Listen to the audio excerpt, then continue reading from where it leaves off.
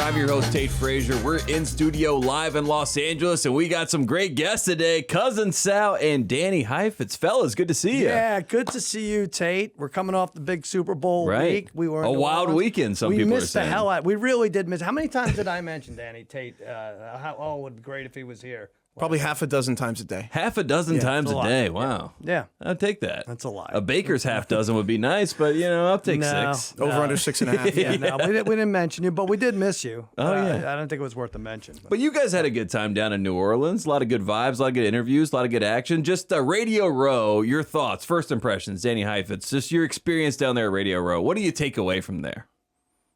Am I allowed to say orgy on FanDuel TV? Yeah. Okay, it's kind of like a weird media orgy, there and you go. It sounds cool, but it's a little awkward if you're not involved. I think that's how it goes. Kind of just watching Donovan McNabb talk to Pat McAfee, Yeah, what a time. It's kind of stupid. You're getting slapped by Slim Jims. I know. I think we talk about that later. Yeah, I got abused. I got assaulted. They're going to be pending lawsuits, but I hope they send us back next year. Go check out all the content. TheRinger.com is the place to go check out. But before we get to my favorite game, we're going to do first Tate, and we're going to start here. The Super Bowl did happen, fellas, and I learned this from the game. Defensive front fours, they matter. And in fact, they may win championships as they did in this game. The Eagles were incredible in this game. Did not blitz. You've heard it a million different times, but they were able to dominate this game inside. Jalen Carter smacking Pat Mahomes is going to be something I think about for a long time. But Sal, do you agree? Right? Yeah, I don't know. It's just ingrained in my brain. Can't think about anything else. Yeah, of course I agree. It's insane that they don't have to blitz, and they knocked them down 6 times. They sacked them, and it was a recipe for a win in when the Giants beat the Bills, Super Bowl 25, when the Bucks beat the Chiefs, when the Giants beat the Pats, right? I mean, that's the way to do it. It's so you can't really compete with that defensively. I think they should have to blitz. I think we're just like two-hand touch. You get one blitz every 4 downs. I don't know about the showing up stuff. Yeah, they should do that instead of the too high. Just make them blitz every time instead of making too high. Fair game. Do too high. No, I think that this game really reminded me of the 28-3 comeback without the comeback. Like I think that we so focused on the comeback, you forgot how awesome it was to see Tom Brady and the Pats get their teeth kicked in and how fun it was at halftime. Right. And I think if you feel that way about Mahomes, it was kind of like if the Falcons had finished the job, and like it was kind of like if that game Brady had never actually played well. Wouldn't that be good? Yeah. That would have been good, and everybody wanted the comeback. It did not happen, but here we are. Next up, first Tate, Anne Hathaway, the big winner of the Super Bowl. It was all about Taylor Swift. She was going to get all the camera shots, but Anne Hathaway, whose dad, a real Eagles fan, got to celebrate the win. Sal, you like that? That was a good moment.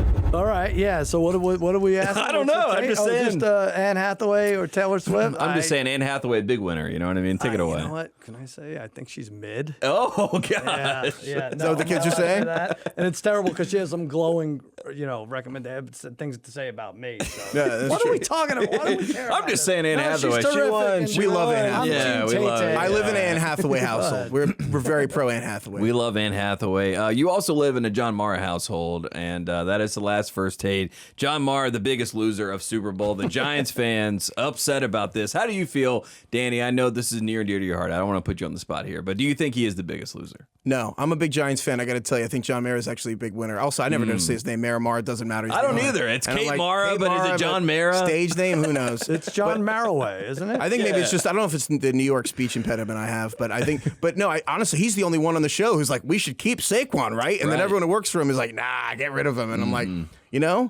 I think Joe Shane's sitting there. Not only did Joe Shane be like, this guy who everyone loves and is the best player at his position, he can kick rocks. All his kids are sitting on the couch saying, forget Daniel Jones. You should trade up for Jaden Daniels. And Joe Shane's kind of like laughing at his 9-year-old. Right. And I'm like, all 3 of your kids knew. Yeah, so I think they're smart. Joe Shane's the loser to me. Listen to the kids. I think you're right. I talked to Jaden Daniels about that, and I told him he needs to adopt that kid on Radio Row. I said that. But I don't think Mara's a big league. It was 25 for 57, Saquon. That sucks. You're not going to win a Super Bowl with that. If that defense we discussed wasn't playing out of their minds, they don't win that game. And like Mara, if he could ever take his head out of his hands from being dejected, I think he should take a lap. I mean, that guy, honestly, they should have traded him, Saquon, 2 years ago. It had nothing to do with signing him. Would he have cracked 1,000 yards with that offensive line this year? The irony is if the Giants had kept him, they would have won 0 to 1 more games, and then everyone would be making fun of them for keeping him. And paying him some ungodly amount of money. Right? The real mistake the Giants made was exactly as you said. You either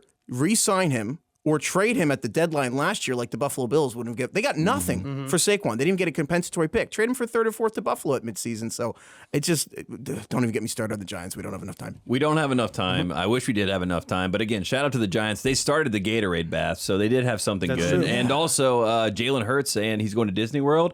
The first Phil time that Simms. happened, Phil Simms, and he got paid $75,000. So the Giants had some good stuff from the Super Bowl. So there you go. We'll spin it in a positive direction. I love that. Let's spin this in a positive direction. Let's play my favorite game, over-under reactions. He really likes this stupid game. I He like loves this the game. game. They warned me before the show. I give you a statement. You tell me if it's an over or under reaction. We'll have some fun. Let's start here. The Philadelphia Eagles should be favorites to win next year's Super Bowl 60. I'll start with you, Danny. Over or under reaction. Should they be the favorite? Exactly perfect reaction. Maybe I I, like broke it. the game, but yeah, Proper. I mean, the Eagles 100% should be the favorite. This is the Legion of Boom Seahawks reincarnated.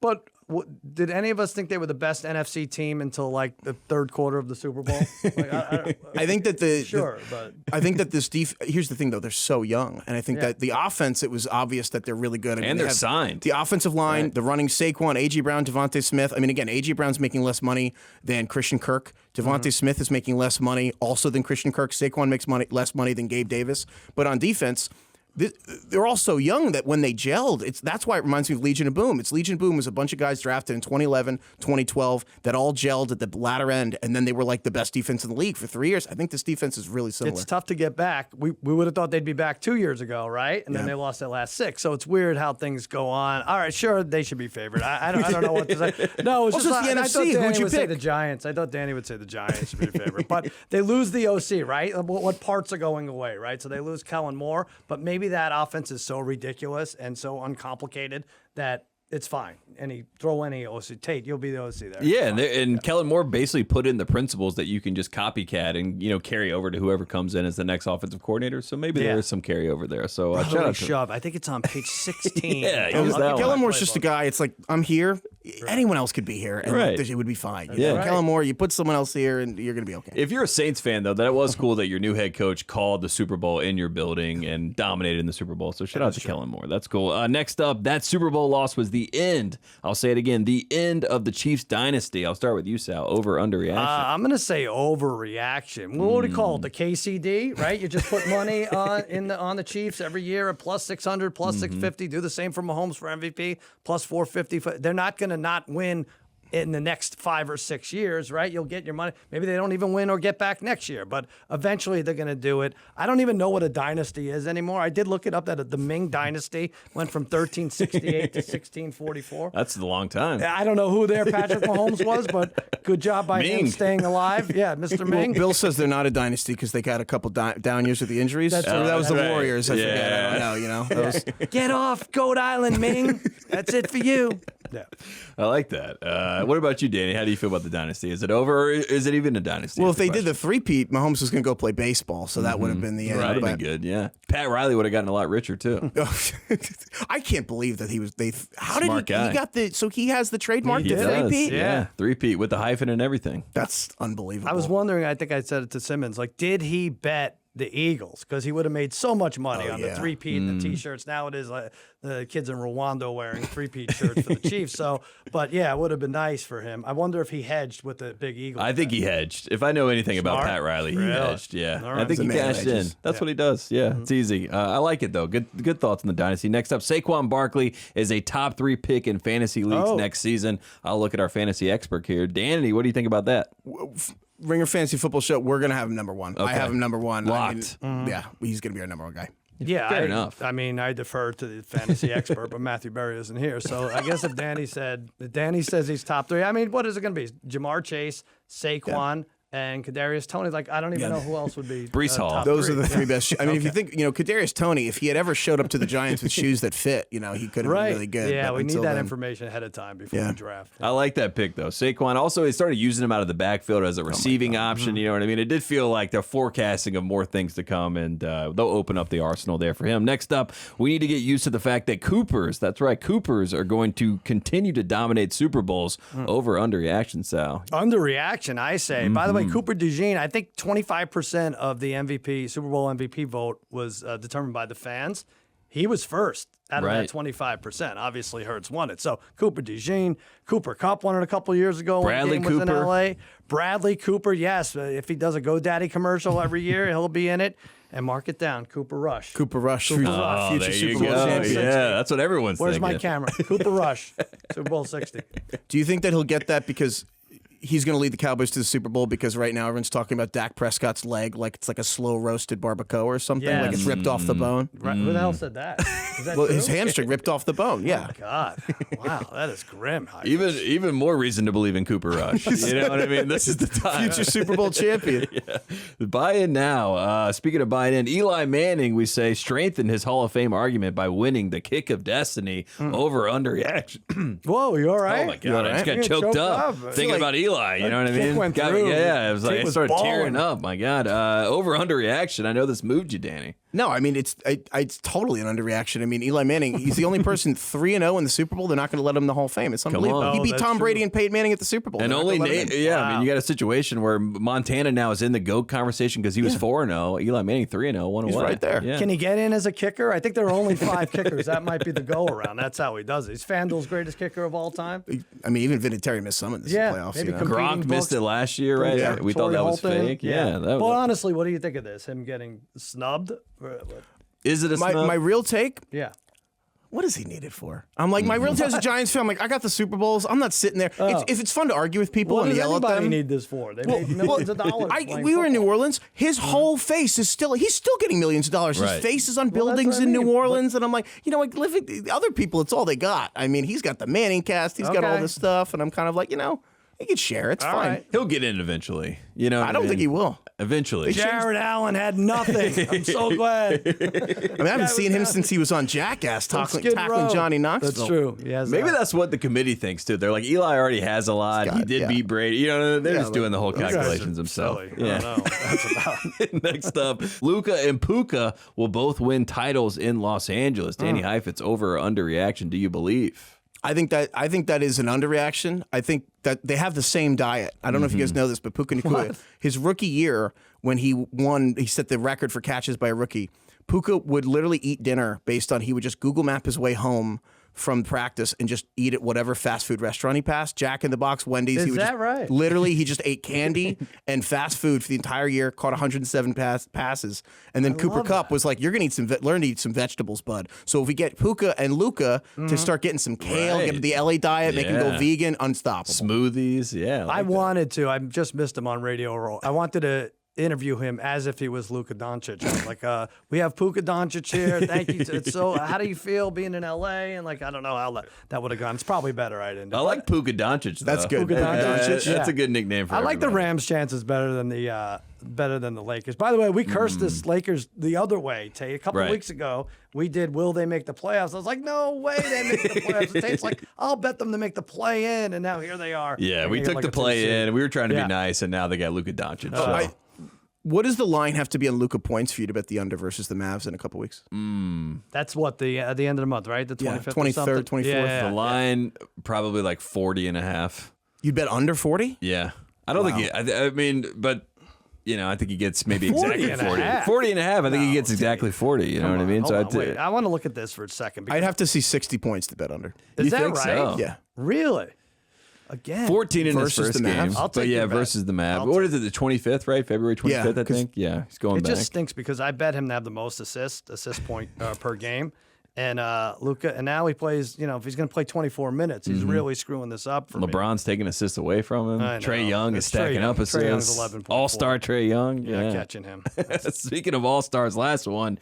Paige Spironak's Slim Jim slap on Sal was the hardest hit of Super Bowl weekend. I turn to you, Sal. Over, underreaction. What do you think about I'm this? going to say underreact. I'm looking back. Mahomes took some shots, right? did. Dallas Goddard Oof. on that second, third drive, whatever, took the unnecessary roughness. But yeah, I mean, she used a Slim Jim as a driver and went Elin Nordegren on me. What was Ty? Yeah, that's it. When he found Elin out she Nordegren, cheated, yeah. I wouldn't cheat on And you're her. the Escalade? That's right. I'm the Escalade. I had a big welt on my friggin' neck for every interview Slim Jim after the I situation. saw him right after this with zero context, and I was Yeah. like, is he having an allergic reaction? He gets stung by a bee? I was allergic to Josina. No, I don't know what it was. But we have to. HR is on it. I think they're gonna have to bring a blue tent to the Ringer setup. I thought it was the Jimmy Johnson AI that was working when I first saw the picture of you guys together, but it turns out it was real life. It did happen. Go check it out. Afford $4 for makeup, do a little rouge.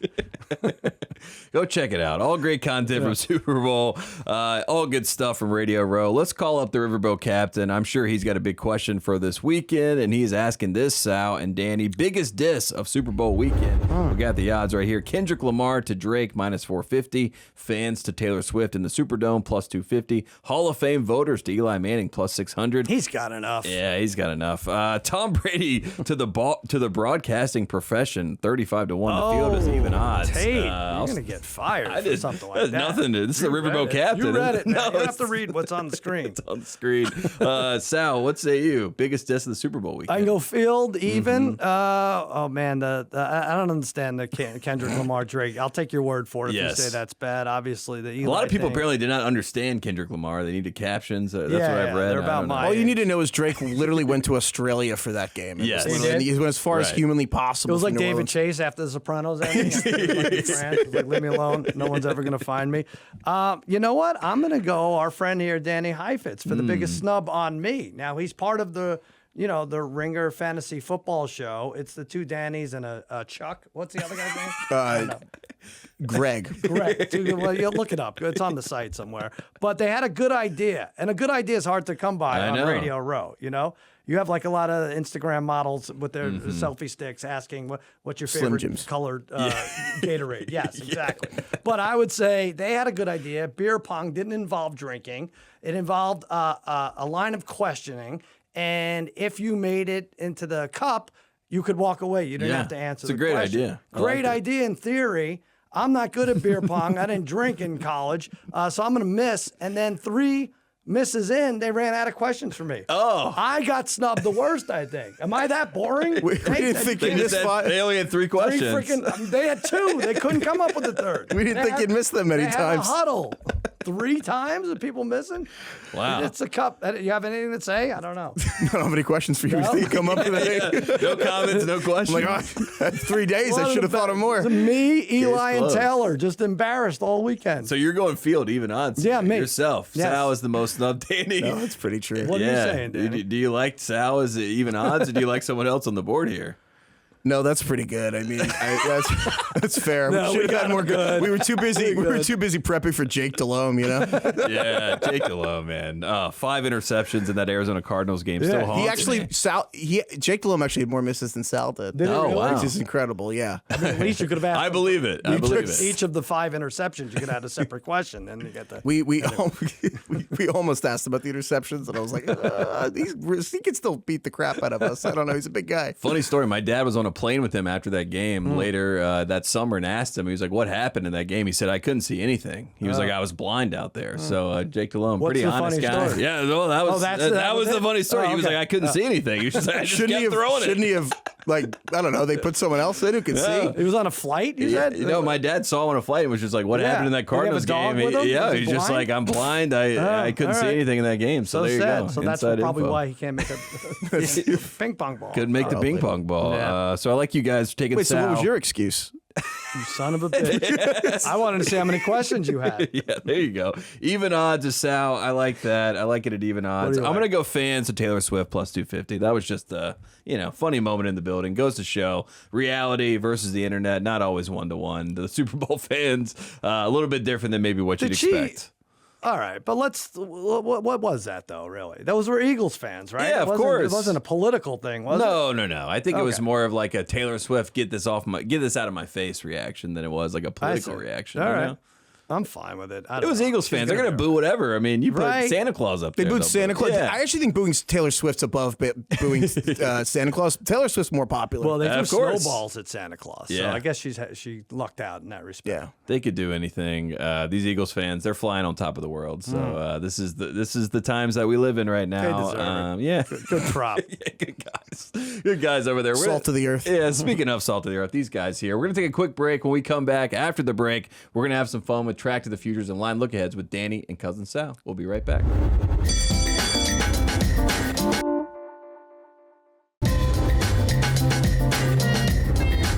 back to Thru the Ringer. We're in studio in Los Angeles. Myself, Cousin Sal, Danny Heifetz. Good to see you guys. Good to see you. Yeah. Well, it was just a commercial. It's not that big a deal. We're back. Well, I know. We're back in studio. We're going to have some fun. And we've talked about what we just saw, Super Bowl 59. You guys were there in person. Now we're going to track to the future here. Let's look at Super Bowl 60. Oh, my God. Super Bowl 60. We did it. We're going to track to the future, try to figure out who's going to win. Sal, I'll start with you. Who do you like if you close your eyes, Nostradamus, look at the future, who's going to win Super Bowl 60? I don't have to close my eyes. Okay. I want to see everything in front of me. You know what I'm saying? I have to see where the mic is because I'm apparently way far back on it, so I'm going to stay right Unlike here. Jake Delhomme, you can see. Yeah. That's right. You can see. I can see. I'm not blind.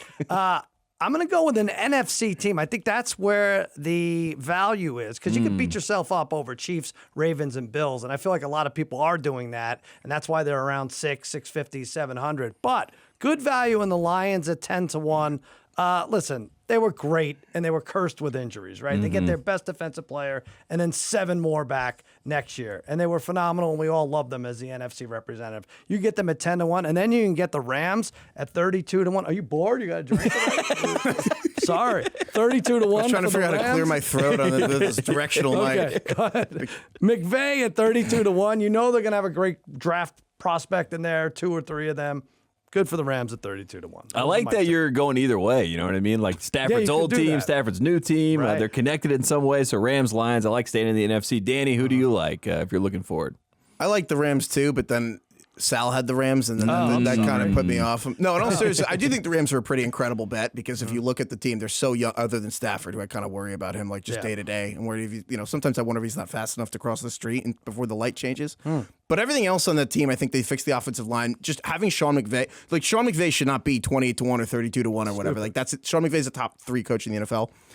But if you're talking about good value, if you just want pure value plus EV, as Raheem would say, the New York Giants are. Are you looking at his models right now? Hold on, I got the model. He's about to make a big joke. Hold on. Go ahead. Well, the Giants are 210-1. Oh, wow. This is not a joke. I didn't know the numbers go that high. Okay. I thought the Super Bowl, the worst team was only like 150-1. There's 32 teams.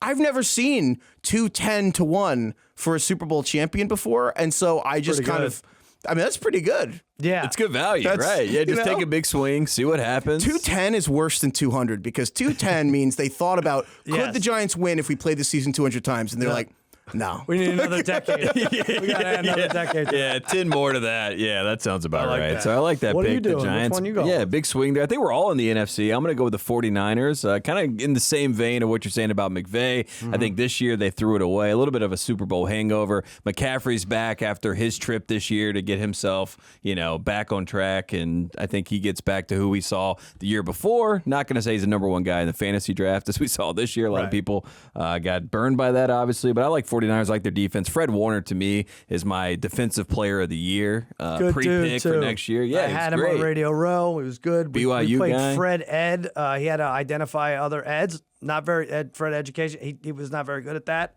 But super fella. It was fun to see him figure out. He did not know Freddie Freeman, which I thought was very funny. And then he got mad at you because he's like, Freddie is not Fred. Right, exactly. What do you mean Freddie's not Fred? Well, Freddie's the difference between, he's like, he got mad at me, Fred Freeman, I wouldn't know, but I would know. How dare you? Did you apologize? No, I stuck my chest out and he backed off. That's not, good. So you got a Slim Jim to hit him with. That's right. So that made me like Fred Warner a little bit more, too, that he was like, there's a technicality here. He's like, what do you mean, Freddie? Right. Biggest home run in recent memory. The only other team on this list that I think I like them. Honestly, the Chargers at 30-1 is outrageous because the Chargers. I know people are gonna be like, oh, people like Sal. Yeah, that's me.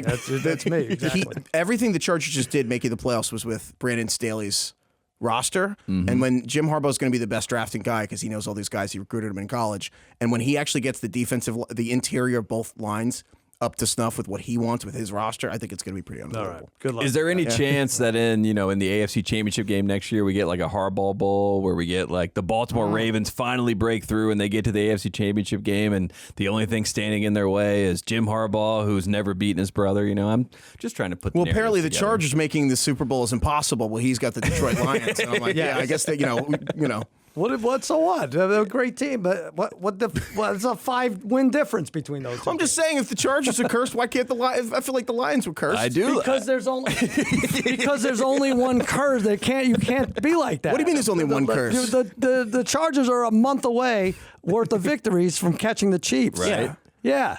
It's like the Lions 15 to 11. Whatever. That's all right. Yeah, good job. I wasn't guys. supposed to move that. No, that was good prop management there. I like that. Let's do another line look at here. Will Saquon Barkley break the regular season record next year? Obviously came close this year. The line, according to FanDuel, plus 3,300. Sal, do you think Saquon can get it done? Can he make history? I'm going to say no, but that line is crazy. I mean, 33, Larry Bird. Hard 6. Let's do it. But no, Barkley. Okay, so here's what they do. He went over 2,000 yards. What's his over/under for yardage this year? I'll find it. I shouldn't ask. I should have had this already. It's probably just 2,000. No way. It's like it's 1,525. Right. So they did this with Henry, too, a few years ago. He had sniffed 2,000 yards, and they went down to 15, and he went under because he got injured. They don't expect a repeat performance. They really, if you ever want to know if anybody still believes in running backs after this performance, the answer is no. They shoot 500 yards off his 1,500 is literally just betting on how many games he'll play. Mm-hmm. But 33-1 to break the record, because the record's what, 2105? Yep. I mean, again, what are the odds? If you want to be not charitable, what are the odds Saquon plays a full season after he just played 18 or so, 20 games or whatever? Right. Let's say, he 5-1 odds that he plays all the games. All these Super Bowl teams that are this good, when you come back, they always start 10-0, 11-0. Those wins are how you rack up all the rushing yards. Right. And so, I mean, I think that there's a chance that you have to get ahead of the pace. But if the Eagles start 11-0 or whatever, then he's probably going to rack up 1,300 on the front end of the season. Okay, but the problem with that is, and a lot of this always comes down to Week 18. Now, will he set the record? They sat him this year when he had a chance to set the record because they didn't need Week 18, right? Do they do that again? I think that figures into the 33-1 odds. Also, if he played 33 more years, would he break the record in one of the? So he just turned 28 on. So if he's 61, yes. So those are going to be lean years from 55 to 61. But before, is it a dynasty? Is what people are asking. How old is Emmitt Smith? Because he's got those adult diaper things going, and right. Yeah, he's selling everything. I like it. I just say why not? I just saw him do it this year. I feel like maybe they get to that 18th week of the season next year. They're not in a position where they can just rest guys, and he has to play. And he breaks the record, so I just say why not. I'm not going to say yes or no, but why not? Another line look ahead: NFL player props. Best bet to throw for 4,000 yards. You can do this. I've seen you do it. Yeah, best bet to throw for 4,000 yards. My God, Sal, who do you like here? We don't have many options if you go to FanDuel. There's only 4 or 5 quarterbacks. Yeah, they forgot about the other quarterbacks Yeah. for now. They're exhausted too. We'll just put 4 up. Yeah, very tired. I like Josh Allen plus 160. He's hit 4,000 plus in 4 of the last 5 years. He had 3,700 and change this year, and it's because he had 9 pass catchers of 250 plus yards, and I think Shakir had the most with 800, right? So, add to the fact that this is his 8th or 9th year. This is when quarterbacks start running a little less, and maybe they sign, maybe not a T. Higgins, but who else is out there for free agency for the Bills? Like a Darius Slayton might even put them over the top to get 4,000 yards. I think that's the right move, and also just because the simplest answer if you want a 4,000-yard passer whose defense might get a little worse. I look at Lamar Jackson, that defense is probably going to get better, not the worse. Eagles' defense is going to be better. I don't think Jalen Hurts is going to do it. So of the limited options, I wouldn't be shocked if the Bills' defense actually has more struggles next season, and that's kind of how you get a Joe Burrow season like this year, is the defense collapsing. Yeah, you get a plus number there, plus 160 for Josh Allen. So I like that. I got Lamar just because I saw him do it this year. 41 touchdowns as well, 4 interceptions. He's mid. He's mid. He did not He's do like it the in Anne Hathaway of NFL quarterbacks. Yeah, right. I'm in the situation now where I'm just bet on Lamar as people are, buy the dip is what I'm saying. So you can get Lamar Jackson plus 260 right there. Last line look ahead. We got college hoops play of the day, near and dear to my heart. Sal, who do you like this week? We did not do so well last I'm not week. doing great. In fact, I think my last 2 got blown out by 45 combined. But you're trying to get teams that are on the downswing. Why am I doing it? Yeah, Why don't I just bet good teams? I'm not doing it again. like Villanova plus 2.5 over St. John's, a suspicious line. Johnny's beat them by a dozen a month ago. Now it's in Philly, city of winners, apparently. Patino's squad, I think, gets tripped up here, right? This is a weird scheduling spot. Now, Villanova can't afford to lose too many more. St. John's is probably going to get a What do you think? What kind of seed? I mean, you have them there's a chance that St. John's is going to be a 2 or 3 seed. You know, Crazy. if all things play out. They got some right? good guards. They've won a couple in a row. Villanova. They got this Evan Tyler Perkins. I have to read because I forget these guys' names. Eric Dixon leads the country in scoring. For Wooga Villanova. Poplar, right? Wooga Poplar. Poplar, I say that right? Yeah. Greatest name in basketball. Went to the Final Four in 2023 with Miami. Now with Villanova. Wooga Poplar. Wooga. Yeah. Anyway, that's my dumb. I like that. Patino under 2.5 is hit in the past. Yeah, right. So It's it. That's true. That's a good point. Danny, we got 1 versus 2 on Saturday. You like that dude, game? I like Bama. I mean, it's crazy that Auburn just lost this weekend, and then Auburn is still the number 1 team, which I feel like that does not happen. And then so Bama. It's called Kim Pom metrics, right? Yeah, everyone wants to be smart, right? And so, yeah, I think Bama, I really do believe sometimes, especially with like these 19-year-olds or whatever, that the raw anger is going to fuel them. And I 4.5 points, I'm totally happy to lay 4.5 points with the 2 team that should be the number 1 and just going on. And they're just, I think, I don't want to say blowing them out, but I feel really good about that. You know, the funniest thing, it. I'm sorry to interrupt, but Ken Jeong, the funniest thing he ever would do is to come up with a competing power ranking versus Ken Pong. Oh, right? that's good. And that would be, Yeah. The Ken John. What should he measure? the Ken Jeong. But he can measure, if you go by hangover, the measurement, I don't know. There's something there. We'll figure it out. We'll workshop it. But I like Georgia Tech points over Stanford. Stanford head coach Kyle Smith coming to my show on Friday. Are you going to tell him? No, I don't think I'm going to tell him Wait, this. if he's coming on your show, aren't you Yes. supposed to take the guy? Well, them I'm taking them to win the game, but I'm taking Georgia Tech points at home. Georgia Tech at home, they're just a different animal, you know. And I love Mighty Mouse, Damon Stoudemire, head coach of Georgia Tech. So, you know, both my guys are playing this game. I'll take Georgia Tech points. There, I got to find this here. This is crazy. Are you looking for Mighty Mouse? Or are you Mighty Mouse. All right, Tate, you're all over the place. They're getting 1.5 points. Yeah. You want close. them to win by exactly 1? It's 1 Just point. bet that. That's Yeah. 11 to 1. No, That's just like take that. 20 to 1. We didn't know the points going into it, but you know, 1.5. But now we do. Now we And do. you're still staying with it. I'm sticking with it. You know what I mean? You got to stick with your guns there. But I like a college hoops play of the day.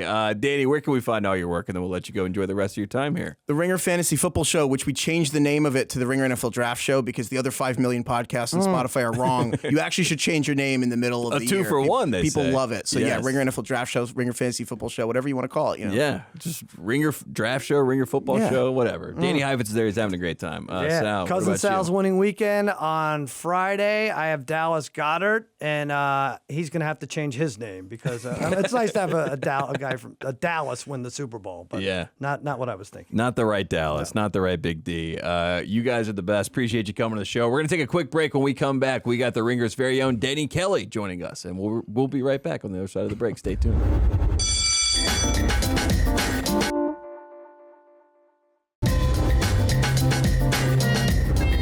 Welcome back to Thru the Ringer. We're in studio in Los Angeles, and joining us now in person, Danny Kelly. Good to see you, man. Good to I see can't you believe it. too. I'm shocked right now. We got you in studio. It feels It's better. been a minute. Feels good. And you're fresh off New Orleans, so Danny Yep. Kelly down at the Super Bowl. You did the whole thing, so you saw the whole experience from a media side. We'll get to that, Yep. but just biggest storyline coming out of the Super Bowl from your vantage point through the Yeah. lens of Danny Kelly. What is your biggest takeaway? I mean, I think just the pure domination by the Eagles defense. I mean, the Eagles team in general was Yeah. amazing, but Right. you know, we talked about this in the run up to the Super Bowl, you know, and I think that's gone under discussed a little bit, but where does this Eagles roster fit in, you know, the pantheon of great NFL teams? One of the better rosters put together all time, I think. And I think that showed up obviously in the Super Bowl. They dominated in every phase. They really shut down a good Chiefs team. And I don't know, we're going to have to like figure out a nickname for this defense or something I because don't they know. were absolutely just dominant. They didn't blitz him one time in that game,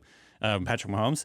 And they sacked him 6 times. I think pressured him 16 times. That's with 4-man rushes every single time, which is super rare in the NFL. Yeah, super rare, and it was in the Super Bowl that they did it, which is even more rare. Yeah. I do want to talk about kind of the hope aspect of this because, like you said, the Eagles basically overhauled their roster in the offseason, built this team, put it together in one offseason, and they go and win the Super Bowl. So as far as hope being a major storyline, if you're any other team in the NFL, right, you just learned that you could do it in one offseason. No more excuses, DK. I mean, do all these other teams have Howie Roseman? I know people get sick of when we compliment Howie Roseman. I think it's just kind of trite at this point, but I mean, he really does a great job. They had problems in their secondary. They went out, draft 2 really good defensive backs, and immediately the defense is like back to normal. They got Cooper DeJean, who had a pick 6 in this game, Quinyon Mitchell, who was amazing all season. These are 2 corners.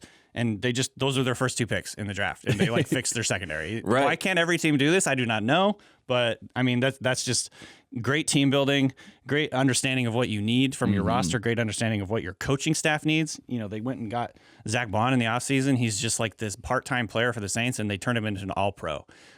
So, you know, there's so many.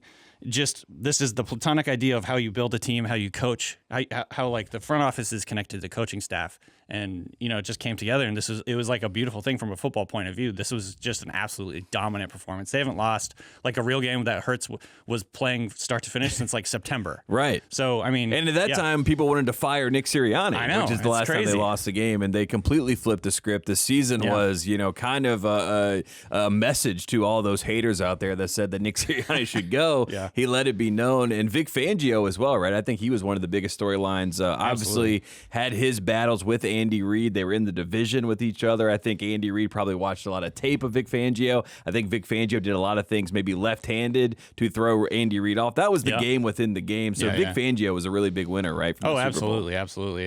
Yeah, I mean, you mentioned it, like Nick Sirianni kind of embattled coming into the season. Early in the season, I remember asking. He wanted to fight everybody. Yeah. He wanted to fight their own fans. Yes. Which you don't see a lot. So, yeah, I think it's just such a funny story because Sirianni, what exactly is his like big role there other than just sort of the CEO, the guy who's overseeing the whole operation? I don't really know. Yeah. I came into this season being like, I don't know if Sirianni matters, which is kind of a wild thing to say about the head coach, but ultimately, I mean, the proof is in the pudding. Super Bowl champions. You know, he's taken them to the Super Bowl twice now. And so, and if you look at like his Sirianni's winning percentage in the NFL right now, it's like one of the best all time. So I don't know what to make of this Sirianni thing, but yeah, you're right about Fangio too. Obviously, he was a huge advantage for them to be able to get him in. And like you said, they saved a lot of, I think, their sort of exotic looking things for the Super Bowl. It felt like Patrick Mahomes didn't really know what he was seeing. He kept stepping up into pressure. Oh, man. So yeah, obviously. Stepping up into Jalen Carter's hands. I know, seriously. So not a good idea. That was kind of a weird play. But yeah. You got that was probably the lasting image I have of this game. Getting smacked. Yeah, getting smacked by Jalen Carter. Let's talk about Mahomes. Sure. We've given the Eagles their flowers. Shout out to the Kelly Green fans out there. I know they're very happy. I didn't even mean to do that, but yeah, I'm wearing Ringer green. You know, it all checks out.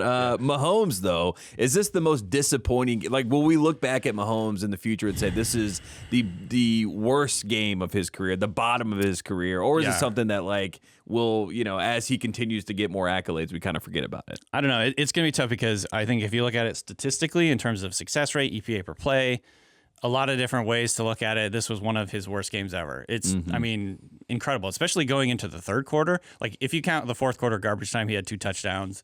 You know, it kind of makes it look a little bit better, but over 3 quarters, they basically did nothing. They didn't get past the 50. Yeah, I mean, it's like, I think they had 1 first down, like the first drive, and that was it until the third quarter. And so, yeah, I mean, I don't know if it's going to be, I feel like I'm going to look at this game more as just the Eagles were absolutely dominant. You know what I mean? I don't think this is a huge indictment on Patrick Mahomes. They just came in, they were so confident, and they dominated in the trenches. And Patrick Mahomes, they couldn't run, they couldn't protect, and Patrick Mahomes couldn't do anything. So this was just a team that was absolutely confident, knew they were going to win, dominated on all 3 levels.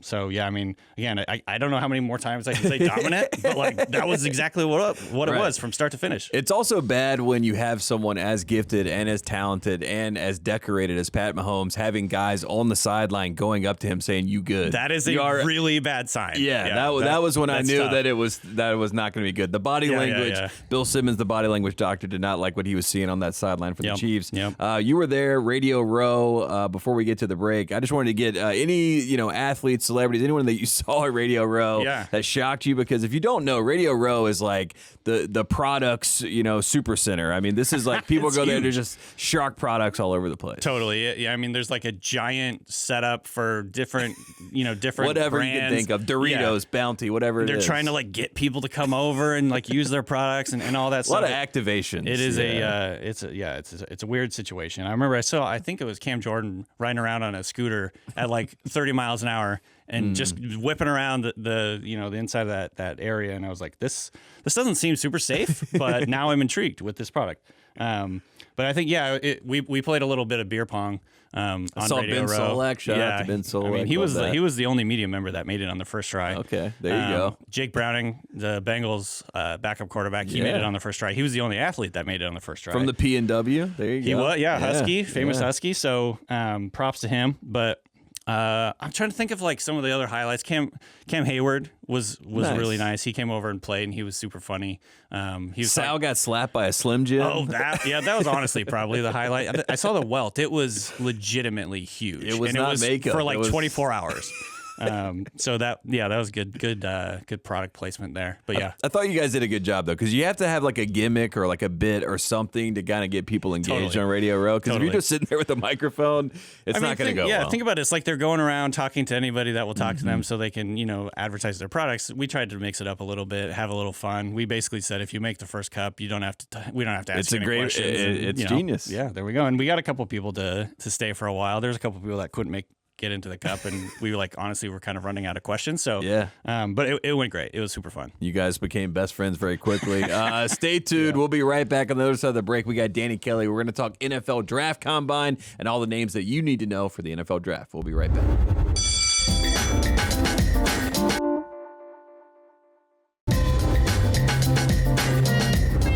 Welcome back to Thru the Ringer. I'm Tate Frazier. We're here with Danny Kelly, and we just broke down the Super Bowl. We figured it out. The Seahawks back in 2013, very similar to this Eagles team. So we got that solved. But now we look to the future. NFL draft coming up, and Danny, obviously you're putting together our draft guide for theringer.com. Go check that out. Big picture talk about this draft. Like, what is the major storyline? Is it the number one pick with the quarterback Shador versus Cam? Like, what to you is kind of the big story going into this draft? Yeah, I mean, obviously the quarterbacks are always the main characters of the draft, and so whether it's Cam Ward or Sanders or maybe one of these other guys that surprises and rises. Will Howard, the national champion? Maybe. Right. We'll see.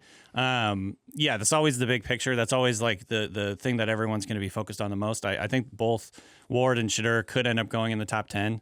So obviously where they land is going to be a huge storyline. Both of them could start early on. I think, from a big picture point of view with this draft, it's a meat and potatoes draft. This is a term I've heard a couple of people say, and I'm like, yeah, it's trenches, defensive tackles, edges, guards, and tackles. Teams are going to have a really good opportunity here to kind of just like build in the trenches, build from the inside out. There's not a ton of blue chip type talents, and there's a handful here, but it's mostly just guys that are going to come in and play a role and be good starters rather than like superstar type players. And we just saw a team that has a lot of meats and potatoes just win the Super Bowl with the Eagles on both sides of the trenches. So that is encouraging. I do want to focus in on the quarterbacks because it did feel like last year in the offseason, if you kept up with Cam Ward, Shador Sanders, they worked out a lot with each other. They have a relationship with each other. There was some footage that came out at one point with Cam Ward kind of calling out Shador Sanders and some of his work habits, right? They kind of have like a little bit of an antagonist. Yeah, a little rivalry, I guess is the best term for it. But they both probably think they're the best quarterback in this draft. Cam Ward, probably more naturally gifted. Shador, probably the better pocket presence. But out of those two guys, who do you like the most? I mean, I'm not going to sit on a fence too much here, but I have them kind of like right next to each other. It does feel that way, right? They're kind of neck and neck. I have Ward slightly above. I think Ward's tools are a little bit more intriguing. Obviously, he's a little bit bigger. One thing that I really like about him is he's just so strong in the pocket in terms of his ability to shrug off pass rushers if they get a hand on him. We were talking on the fantasy show. It kind of reminds you a little bit of Big Ben. Cam Ward is not as big as Big Ben, but he was so strong and hard to bring down in the pocket. Just shake people He off was of able, them. yeah, exactly. Yeah. He was able to shake guys off, buy an extra beat to get the ball out and avoid the sack. And I see a lot of that in Cam Ward over and over on his tape. You see him, just buy that extra second to get away and make a play. So I love that about him. Obviously, he's a dual threat guy. He can run around a little bit. He's got an aggressive style to him. He likes to pass the ball downfield. So I'm excited about where he ends up. I really think he's going to be a good pro. And then with Shador, he's just a little bit more polished, I think.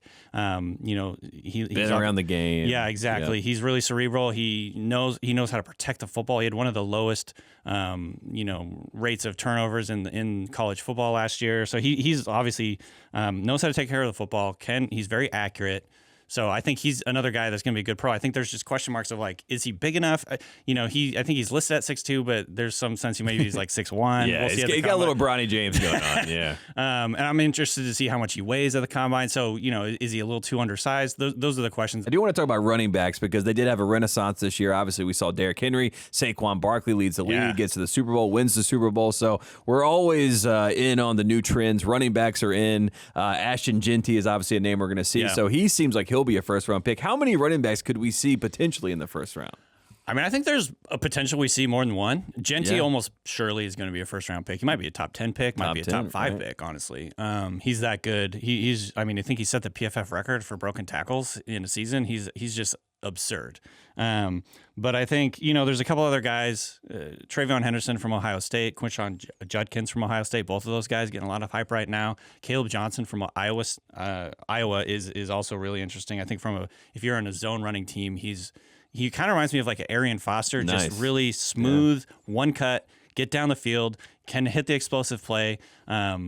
He's really interesting to me. There's just a handful of really good running backs in this class. And I've seen a few people give like Travion Henderson a little first-round buzz, so maybe that would be something that we see. Marion Hampton, another Marion name. Hampton from North Carolina. Yeah. He's really explosive.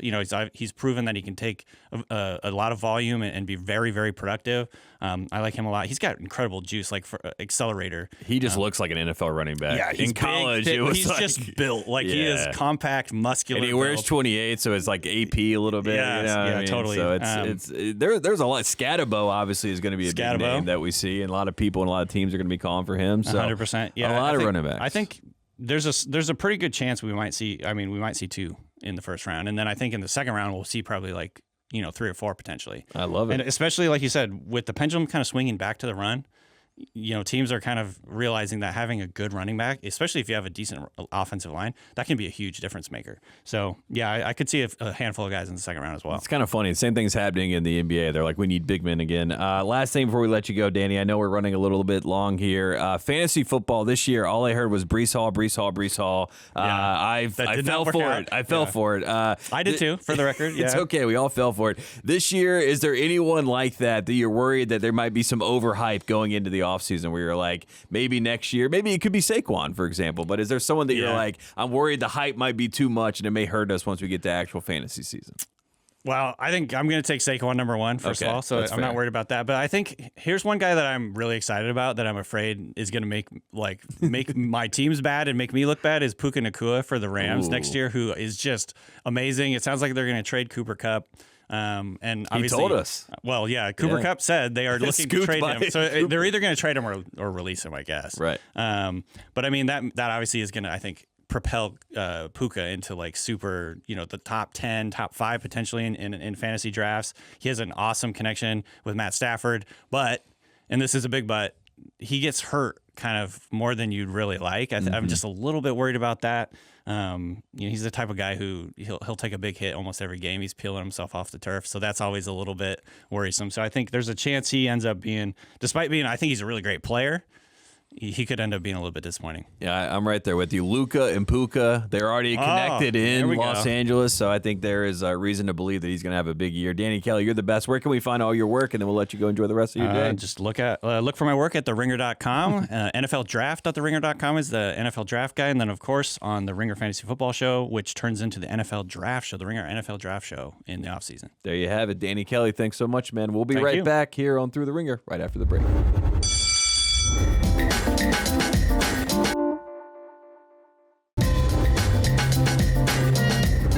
All right, there you have it for another edition of Thru the Ringer. Thanks to Danny Heifetz and Danny Kelly for coming in studio and joining us. And thanks to Cousin Sal, as always, for joining the show. We appreciate you tuning in to Thru the Ringer, and we will see you next week.